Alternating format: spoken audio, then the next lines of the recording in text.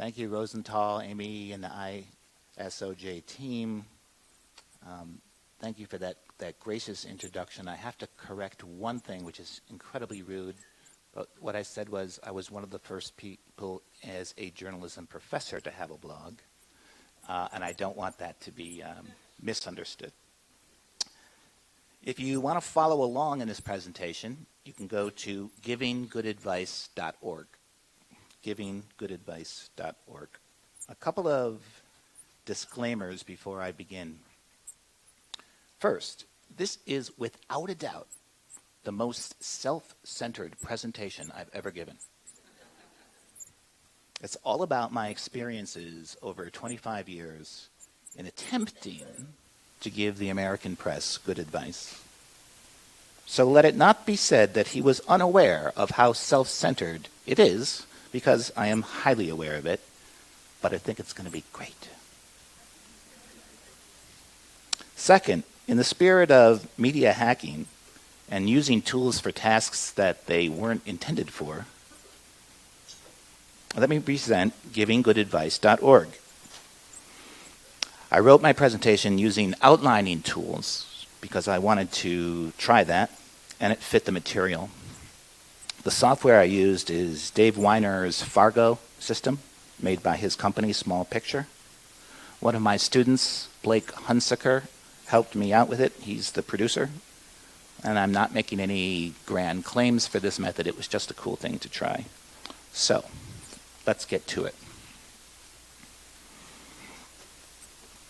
Over the years, I've given different kinds of advice, and I wanted to organize all of those incidents into some sort of coherent scheme.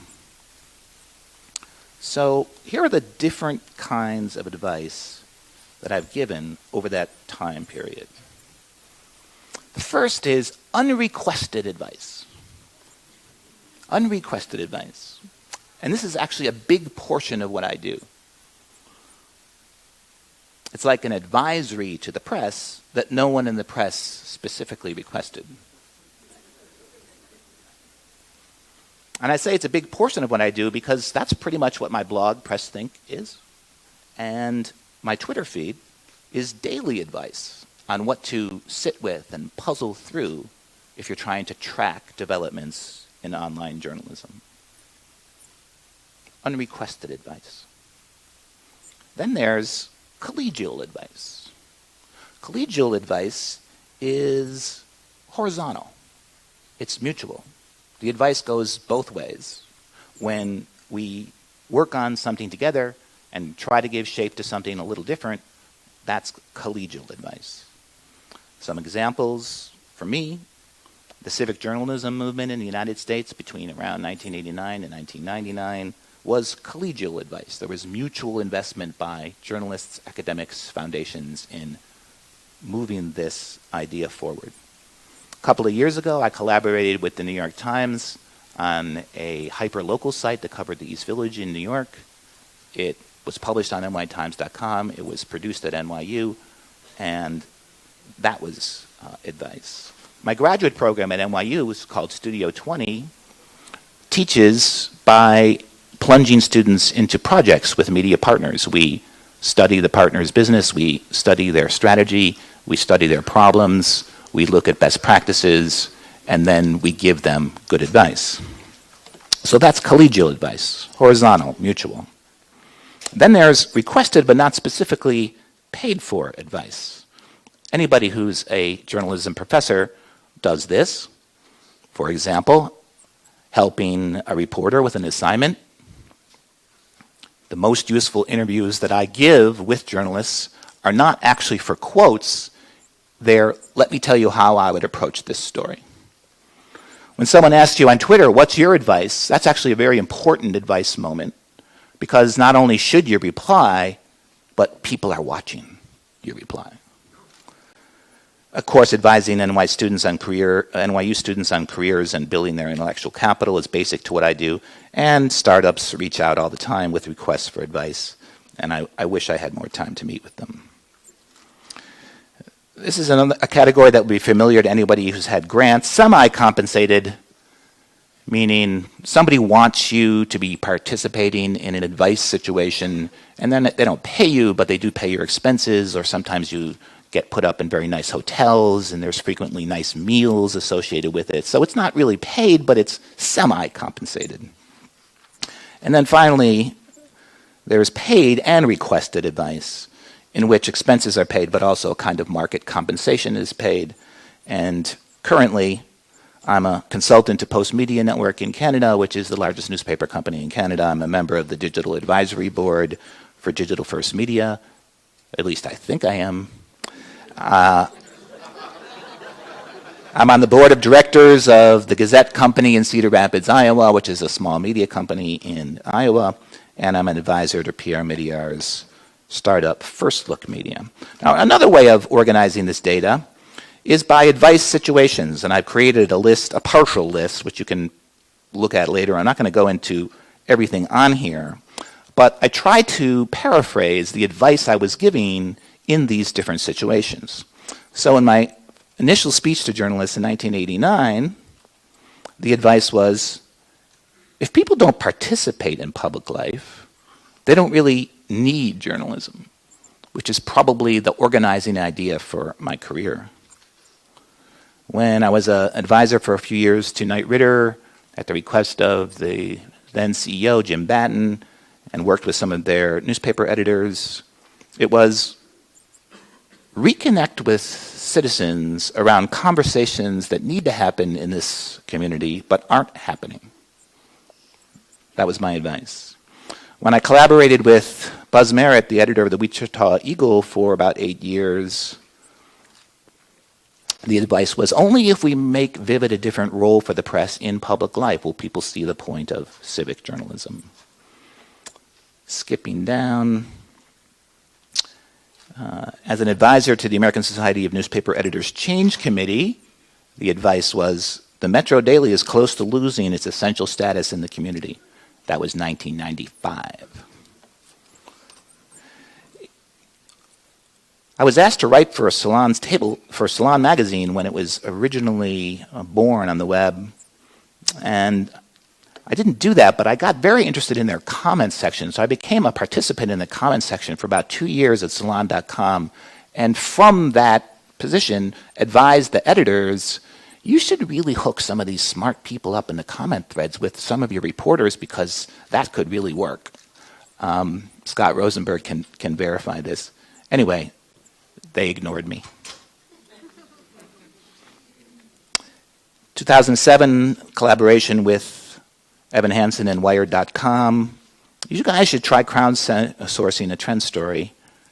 We could learn a lot from that, and that's exactly what we did. 2008, I collaborated with Amanda Mickle, who's now at The Guardian, and Ariana Huffington. And my advice to Ariana was, as you cover the campaign in 2008, you should create a part of your coverage where any Huffington Post reader can sign up and join your political coverage. That was the idea of the project, and that's exactly what we did. Collaborating with the New York Times, I told you about that one. This one's a little more interesting. With Michelle McLennan and the Patterson Foundation, we advised a group of hyper-local publishers across the United States, hey, you guys are all doing the same thing in different communities. You should learn from each other. You should help each other. And today there's a trade association for those organizations, which is pretty cool. Okay. Now, to the heart of my presentation. I wanted to give names to the problems that I've been asked to advise upon. Now, this wouldn't fit the category of unrequested advice. This is in requested advice. Here are the problems that journalists and news organizations asked for an academic to advise them upon.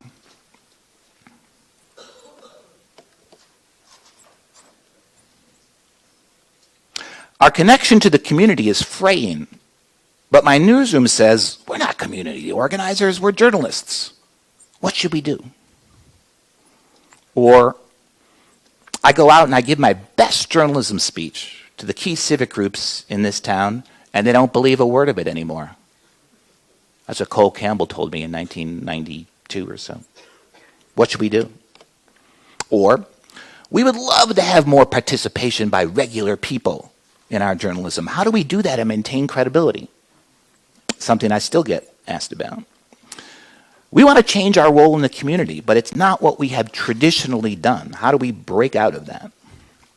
Or, practically speaking, what can the people formerly known as the audience contribute to a quality news product?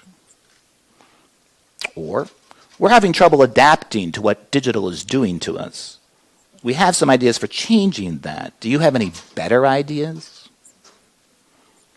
You're watching newsrooms and companies try to adapt. To what, to whom should we be paying more attention? Which is probably the advice I'm asked to give more than any other. Look, we're running out of time. We have to become a digital-first news engine with a print product. Can you help us explain it? Or, we're starting over, a new company. We think there's a different way to do news, but we don't know if it's different enough.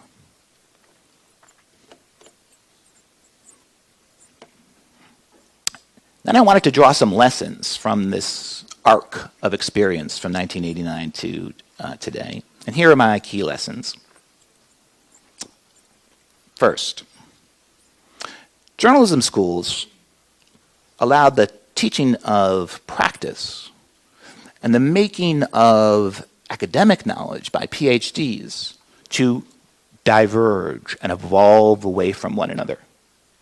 It wasn't a deliberate decision, it was the result of many small decisions over time, but it was a mistake. Second, advising companies and working with journalists on innovation projects helps me overcome that split. And I know a lot of people here work in the same way. We heard about some of that work at this conference. Third, problems of practice in newsrooms around the world and the problems that get journalism scholars and PhDs excited should be the same problems. That's my advice. Philosophically, I am a pragmatist. Pragmatists believe that our knowledge advances when we try to improve things, and invariably we run into problems. And solving those problems is what creates new knowledge. That's the pragmatist view. So when news organizations try to improve things, they invariably run into problems. As their advisor, I have to dig in and really go to school on that moment and try to figure out how to help. Sometimes I can, sometimes I can't. Often, my most useful advice involves redescribing their predicament using different terms, or what I would call better press think. In fact, most of what I do as a critic and scholar of journalism is redescription.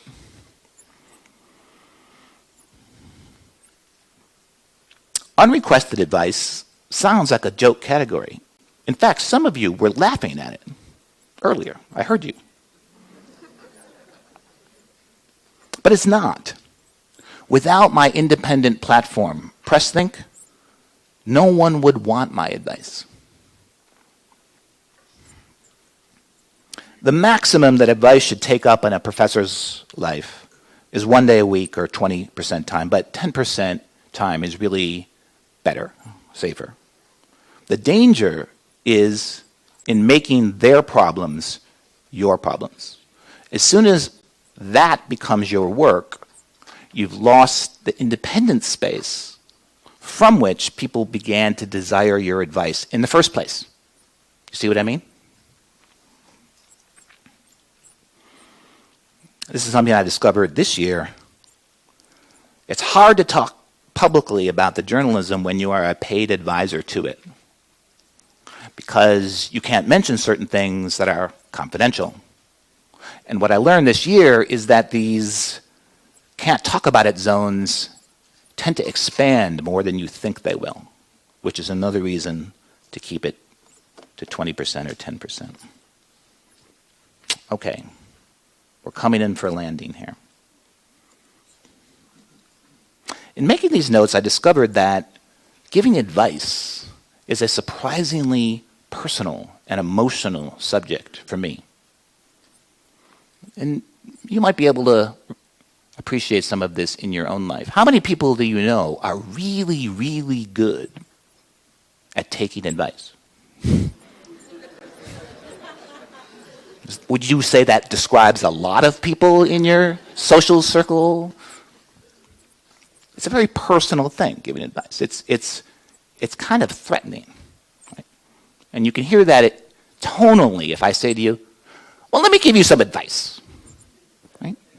That's tonally, it's a threatening situation. My students know I'm on leave this semester. And one thing I'm working on is First Look, which we can talk about later if you want to. And another thing I'm working on is a departure for me. It's a performance piece. The idea is to do press think with a live audience. Never done that before, but I'm going to try and do it. So you're a live audience, right? So this is the first reading of a small part of the script, and as you will hear, it's all about giving advice, and I think you'll recognize some of the situations in it. So here goes. It's only 4 minutes. I timed it.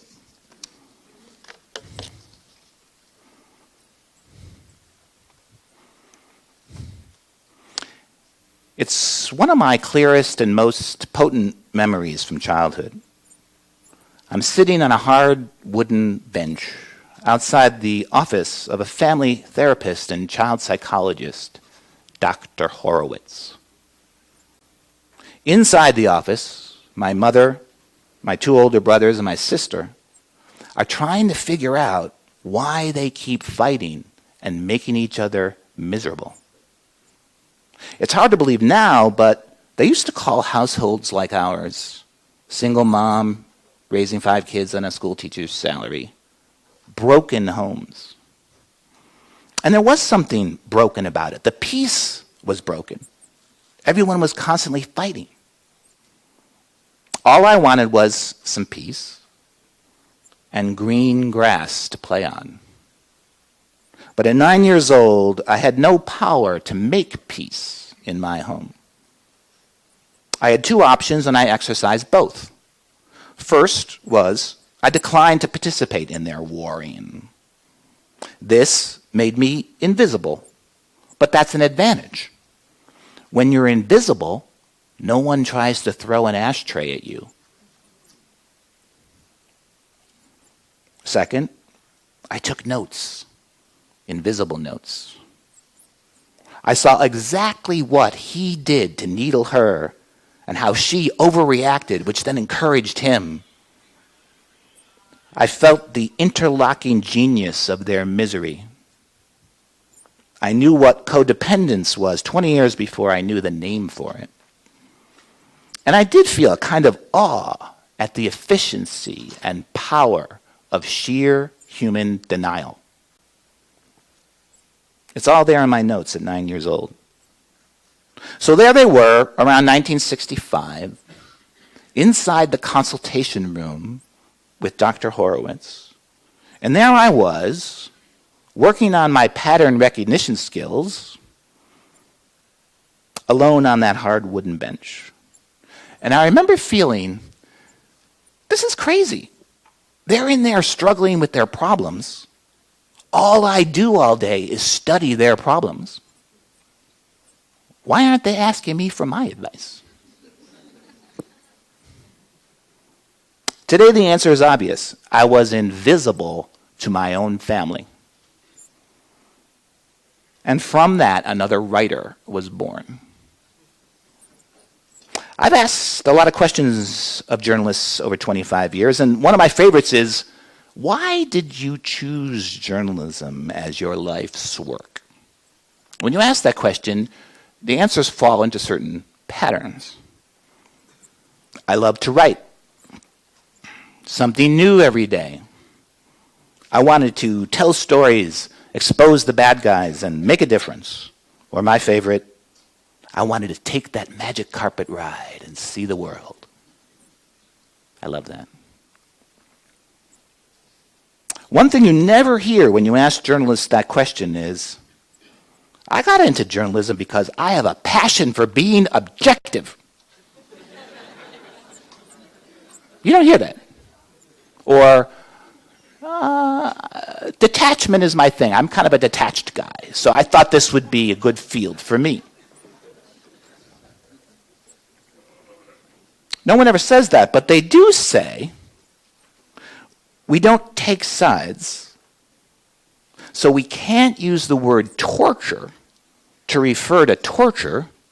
Instead, it's brutal interrogation. Now, calling torture something like enhanced interrogation in the news pages of the New York Times is not why people go into journalism. In many ways, it's the opposite of why people go into journalism. So we might say their press stink gets in the way of what got them into the business in the first place, which is the kind of thing I might point out in my blog, press stink. So in 1965, it was, why aren't they asking for my advice? Today, it's different. It goes like this. You want my advice? Not particularly. Great, well, here it is anyway. Because that's blogging. And blogging feels a lot better than that bench. Thank you very much.